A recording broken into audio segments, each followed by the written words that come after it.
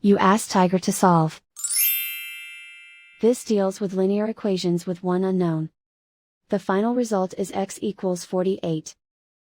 Let's solve it step by step. Simplify the expression.